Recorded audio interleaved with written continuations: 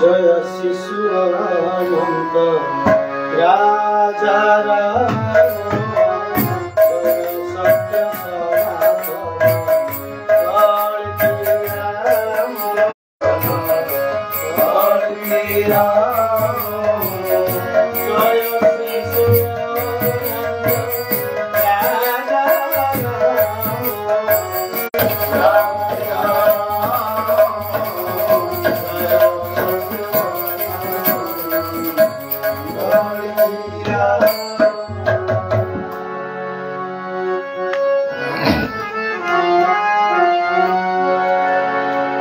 आज बाया बाबांकर गोटे कथा आपण मानकु सुनेबी। कथाटी होउची साधु संगर महिमा। आमे केवल पढ़ुचु साधु संग कर शुणुचु किंतु साधु संगर महिमा संबंध रे देवर्षि नारदंकर गोटे उपाख्यान वर्णित होइछि। देवर्षि नारद सेतबेले से देवर्षि ही नथिले, से गोटे ब्राह्मण पिला रूपरे घरे थिले। एई घरे रहिथिबा ब्राह्मण पिलांक घरକୁ अनेक साधु संत माने आसंती, भोजन विश्राम करी पुणी फेरी जाती। जड़े साधु आसिले चतुर्मासिया व्रत पालन कले, अर्थात 4 मास तांको घरे रहिले। नारद सेमानकु बहुत आदर अभ्यर्थना करुଥିଲେ। जेतेबेले से शुअंती तांको गोड़ घसी दियंती। दिने से खबर पाइले से साधु माने आउ एठी रहिबे नहीं, तांकर चतुर्मासिया व्रत शेष हो गला, से दिने 2 दिन भितर एठू पळेबे। जितेबाला यही कथा ताको नारद शुणिले, से केवल कांदिबाकू लागिले। साधु सन्थ मानकर संस्पर्श रे तांको भितर जो भगवत कृपा सृष्टि होइतला, से केवल कांदिबाकू लागिले। ताको आखिर लुह जतबेले गोड़ उपरे साधुंकर पइला, देखिले पिलाटी कांदुछि। पिलाटी की कांदिबार कारण कहिले, बहुत बुझेले। से कहले जे मु आउ ये घरे घर संसार भीतर रहिबी नहीं, मु आपनक संगारे जीवी। साधु माने कहले जदि तमे आम संगारे जीव, लोक माने कौन कहिबे? साधु संत सभा लोक ये बाबाजी गुड़िक गोटे पिला धरा बाबाजी, तेणु तमे जाओनी, तमे एठी रही गोटे मंत्र को भजन कर।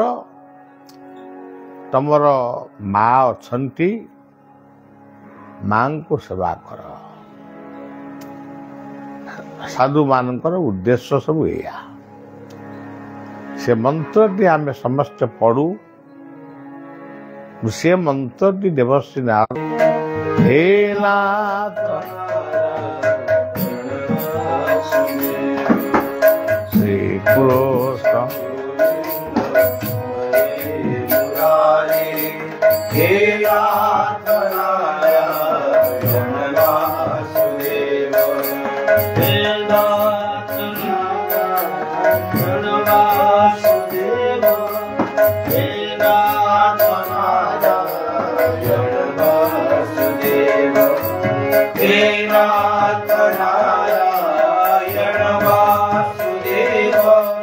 हे नाथ नारायण वासुदेव श्री कृष्ण गोविंद हरे मुरारे हे नाथ नारायण वासुदेव।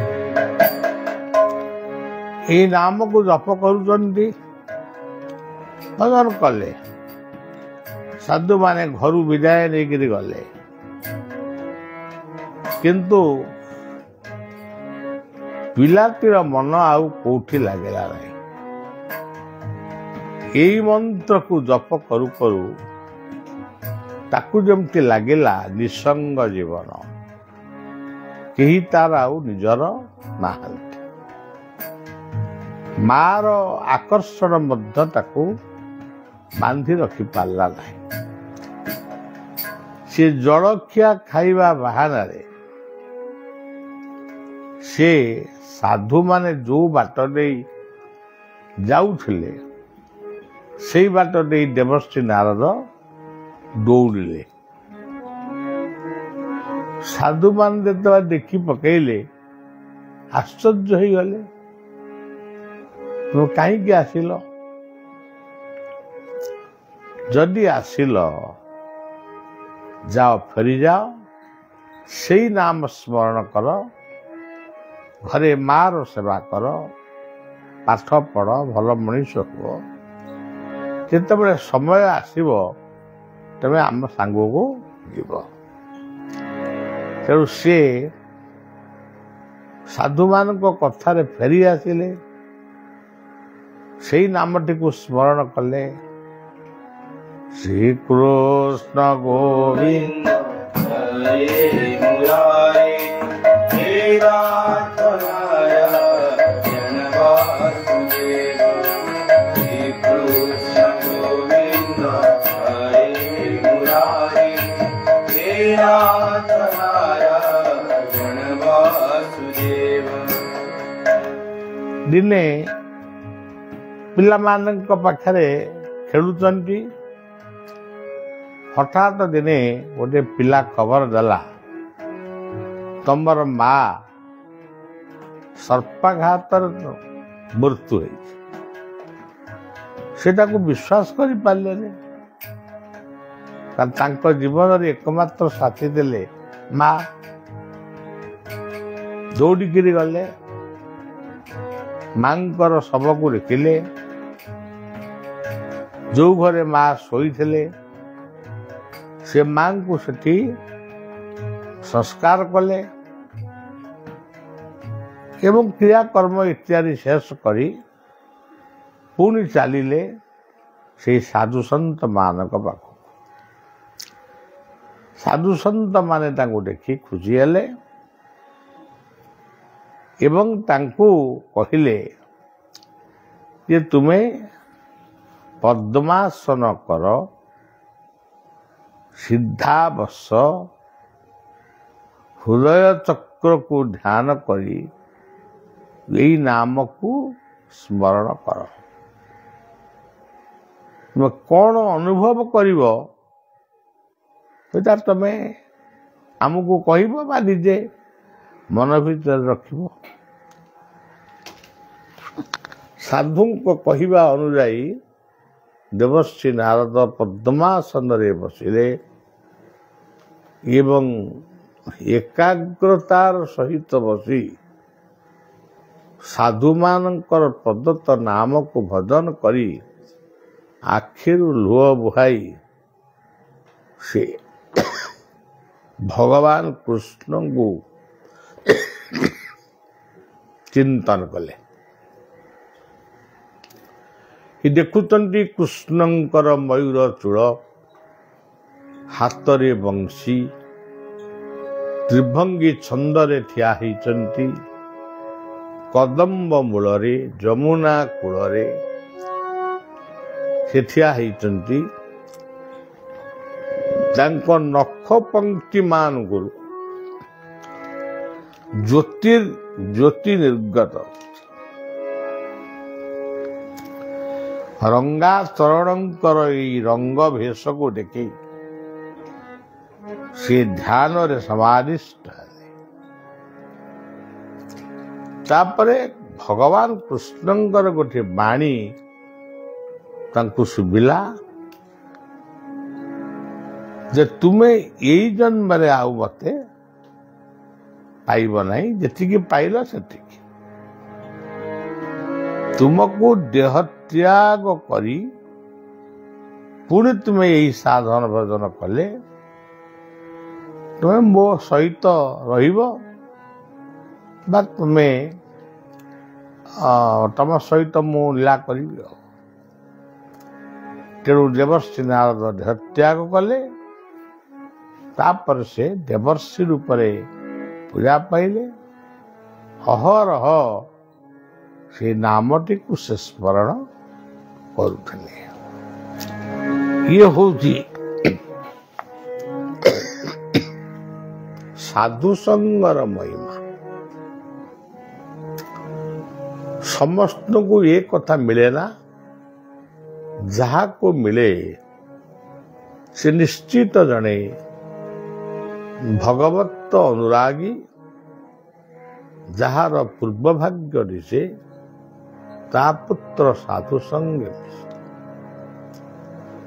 ସେମିତି ଆମକୁ ମଧ୍ୟ ଜୀବନ ଗଢ଼ିବାକୁ ପଡ଼ିବ। ଖାଲି ସାଧୁ ସଙ୍ଗ କଲେ ଯେ ଆମେ ସାଧୁ ହେଇଯିବା ତା ନୁହେଁ। ନିଜେ ଗୋଟିଏ ସାଧୁ ହବା ପାଇଁ ସଂକଳ୍ପ ନେବା। ତେବେ ସାଧୁଟା ଆମେ କେମିତି ହବା? ଯେ ଦାଢ଼ି ବାଳ ମାଳି ଛାଡ଼ିଲେ ସାଧୁ ହବା, ତାମାନେ ନିଜ ରୂପଟାକୁ ଆମେ ପରିବର୍ତ୍ତନ କରିବା, ସେ ଗୋଟେ ଅଂଶ। ସାଧୁ ଆମେ ହବା କେମିତି? ଅକ୍ରୋଧ ବୈରାଗ୍ୟ ଜିତେନ୍ଦ୍ରିୟଞ୍ଚ। ଆମେ କ୍ରୋଧ ଶୂନ୍ୟ ହବା। ଆମର ସଂସାର ପ୍ରତି ବୈରାଗ୍ୟ ଆସିବ। ଏ ସଂସାରଟା ସ୍ୱପ୍ନ। ଅକ୍ରୋଧ ବୈରାଗ୍ୟ ଜିତେନ୍ଦ୍ରିୟଞ୍ଚ। ଇନ୍ଦ୍ରିୟମାନଙ୍କୁ ଆମେ ବଦ୍ଧ କରିପାରିବାନି। ଇନ୍ଦ୍ରିୟମାନେ ଥିବେ, ତାଙ୍କୁ ଆମେ କନଭର୍ଟ କରିବା। ଭୁଲ କାର୍ଯ୍ୟରୁ ଠିକ ଆଡ଼କୁ ନେବା। ଦୟା, ଜୀବେ ଦୟା ରହିବ। ଅକ୍ରୋଧ ବୈରାଗ୍ୟ ଜିତେନ୍ଦ୍ରିୟଞ୍ଚ। ଦୟା, କ୍ଷମା। ଆମେ ଗୋଟେ କ୍ଷମା ଦେଇ ଦୁନିଆରେ ବଡ଼ ହବା, ଦଣ୍ଡ ଦେଇ ବଡ଼ ହବାନି। ଥରେ ଦିଥର ଅନ୍ତତଃ କ୍ଷମା ଦିଅ। ଯଦି ନହେଲା ତାପରେ ଦଣ୍ଡର ବିଚାର କରିବ।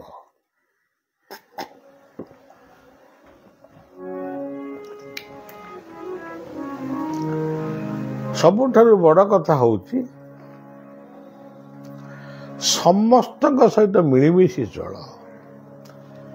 ଶତ୍ରୁ ସୃଷ୍ଟି କରିବାକୁ ତମ ତରଫରୁ ଚେଷ୍ଟା କର ନା। ମିତ୍ର ହେବା ପାଇଁ ଚେଷ୍ଟା କର। ନିର୍ଲୋଭ। ଯେତିକି ତମର ଦରକାର ସେତିକି ଲୋଭ କର। ଅଧିକ ଲୋଭ କରି ନିନ୍ଦିତ ହୁଅ ନା, କଳଙ୍କିତ ହୁଅ ନା। ଦାତା, ଯାହା ତୁମେ ତମ ପାଖକୁ ଯିଏ ଯାହା ଆସିଲା ତମେ ବଞ୍ଚ, ତମ ପରିବାର ବଞ୍ଚୁ, ତମ ବାପା ମା ବଞ୍ଚନ୍ତୁ, କିନ୍ତୁ କିଛି ଅଂଶ ତ ତୁମେ ଅନ୍ୟର ଉପକାର ପାଇଁ ଲଗେଇବ। ନିର୍ଲୋଭ ଦାତା, ଜୀବ ଶୋକ ହାର୍ତା। ଗୋଟିଏ ଜୀବନଟିଏ ଯଦି ଅସହାୟ ଅବସ୍ଥାରେ ପଡ଼ିଛି, କୁକୁର ହଉ, ବିଲେଇ ହଉ, ଗାଈ ହଉ, ମେଣ୍ଢା ହଉ, ଛେଳି ହଉ, ଯାହା ବି ହଉ, ତାଙ୍କର ଆଉ ସହାୟ କେହି ନାହାନ୍ତି। ଭଗବାନ ତମ ମାଧ୍ୟମରେ ତାଙ୍କୁ ସାହାଯ୍ୟ କରିବେ। ଏଇଭଳି 10ଟି ଲକ୍ଷଣ ଆମ ଭିତରେ ରହିବା ଉଚିତ। 10ଟି ଲକ୍ଷଣ ନହେଲା 5ଟି ଲକ୍ଷଣ ରହିଲେ ପାଞ୍ଚଟି ନହେଲା ତିନୋଟି ରହିଲେ ବି ହବ। ଯଦି ଜମା ରହିବ ନାହିଁ, କେବଳ ଖାଇବୁ ଶୋଇବୁ ଗପିବୁ, ଖାଇବୁ ଶୋଇବୁ ଗପିବୁ, ବୁଲିବୁ, ପର ନିନ୍ଦା କରିବୁ, ପର ଚର୍ଚ୍ଚା କରିବୁ, ଆଉ ପରର ଅମଙ୍ଗଳ ଚିନ୍ତା କରିବୁ, ଏହା ଦ୍ୱାରା ଲାଭ କ'ଣ? ନିଜେ ଚିନ୍ତା କରନ୍ତୁ ଆପଣମାନେ, ଏହା ଦ୍ୱାରା ଲାଭ କ'ଣ ଆଉ କ୍ଷତି କ'ଣ? କ୍ଷତି ତ ସବୁ, ଲାଭ କେବଳ ଯାହା ଅନ୍ୟ ପାଇଁ କରିଥିବେ ସେଇଟା ହେଉଛି ଲାଭ। ଏଇଭଳି ଭାବରେ ବାୟାଙ୍କର ଏ କଥାଟିକୁ ଆମକୁ ବୁଝିବାକୁ ପଡ଼ିବ। ବଳିଆର ଆଦେଶ ଥିଲା, ବଳିଆକୁ ବାୟାଙ୍କର ଆଦେଶ ଥିଲା ସାଧୁ ସଙ୍ଗ କର। ଏ ଗୋଟିଏ ଆଦେଶକୁ ବଳିଆ ଏପର୍ଯ୍ୟନ୍ତ ପାଳନ କରୁଛି। ମୁଁ ସାଧୁମାନଙ୍କ ଗହଣରେ ବସେନି କିମ୍ବା ପୂଜା ପାଇବାକୁ ଇଚ୍ଛା କରେ ନା। ମୁଁ ସ୍ୱତନ୍ତ୍ର ଯାଏ ସାଧୁମାନଙ୍କୁ ଦର୍ଶନ କରିବା ପାଇଁ। ଆଜି ପର୍ଯ୍ୟନ୍ତ ମୁଁ ରଖିଛି। ଯିଏ ଡାକନ୍ତି ମୁଁ ମନା କରେ। ମୁଁ ଜଣେ ସାଧୁ ନୁହେଁ, ସନ୍ଥ ନୁହେଁ, ମୁଁ ଜଣେ ସାଧାରଣ ମଣିଷ। ଆଚ୍ଛା, ସେଇଥିପାଇଁ ମୁଁ ସାଧୁର ପୋଷାକ ପିନ୍ଧିନି। ମୁଁ ମୋର ଭଦ୍ରଲୋକର ପୋଷାକ ପିନ୍ଧି ବୁଲେ। ତେଣୁ ସାଧୁ ସଙ୍ଗ କର, ଇଏ ଥିଲା ବଳିଆକୁ ବାୟାଙ୍କର ଆଦେଶ, ଗୁପ୍ତ ଆଦେଶ। ବୈକୁଣ୍ଠଙ୍କ ପାଖରେ ଥିଲା ଗୋଟିଏ ଆଦର୍ଶ ଯେ ସାଧୁ ହବାଟା ଏତେ ସହଜ ନୁହେଁ। ଖାଲି ଲୁଗାପଟା ପିନ୍ଧି ଦେଇ ସିଧା ଗାଡ଼ି ରଖିଲେ ଯେ ସାଧୁ ହବ ତା ନୁହେଁ। ସାଧୁ ହବାକୁ ହେଲେ ବହୁ କଷ୍ଟ ସ୍ୱୀକାର କରିବାକୁ ପଡ଼ିବ। ଇଏ ଥିଲା ବୈକୁଣ୍ଠଙ୍କର ଗୋଟିଏ କଥୋପକଥନ ଛଳରେ ଇଏ ଗୋଟିଏ ଆଦର୍ଶ। ମୋର ଠାକୁର ଶ୍ରୀ ଶ୍ରୀ ଠାକୁର ନିଗମାନନ୍ଦ କହିଲେ ଅସାମ୍ପ୍ରଦାୟିକ ଭାବନା। ଏଇ ଭାବନାରେ ତୁମେ ଠାକୁରଙ୍କୁ ପାଇବ। କିନ୍ତୁ ବର୍ତ୍ତମାନ ସାମ୍ପ୍ରଦାୟିକ ଭାବରେ ଆମେ ଠାକୁରଙ୍କୁ ଡାକୁଛୁ, ମିଳିବେ କେମିତି? ଶ୍ରୀ ଶ୍ରୀ ଠାକୁର ଅନୁକୂଳ ଚନ୍ଦ୍ର କହିଲେ ସାମ୍ପ୍ରଦାୟଟା ଧର୍ମ ନାହିଁ, ତେଣୁ ମାନବ ଧର୍ମ ପ୍ରଚାର କର। ବଳିଆ ସେଇ ଆଦର୍ଶକୁ ସବୁ ମନେ ରଖି ସବୁ ସାଧୁ ସନ୍ତମାନଙ୍କୁ କୋଳରେ ବସେଇ ଫଟୋ ଉଠେଇଛି ଏବଂ ସମସ୍ତଙ୍କୁ ଗୁରୁ ପୂଜା ଅର୍ପଣ କରିଛି। ସାଧୁ ସଙ୍ଗ କର କଥାଟି ଏଇଠି ରଖିବା। ଆପଣମାନେ ସାଧୁ ପ୍ରେମୀ ହୁଅନ୍ତୁ, ସାଧୁ ସଙ୍ଗ କରନ୍ତୁ।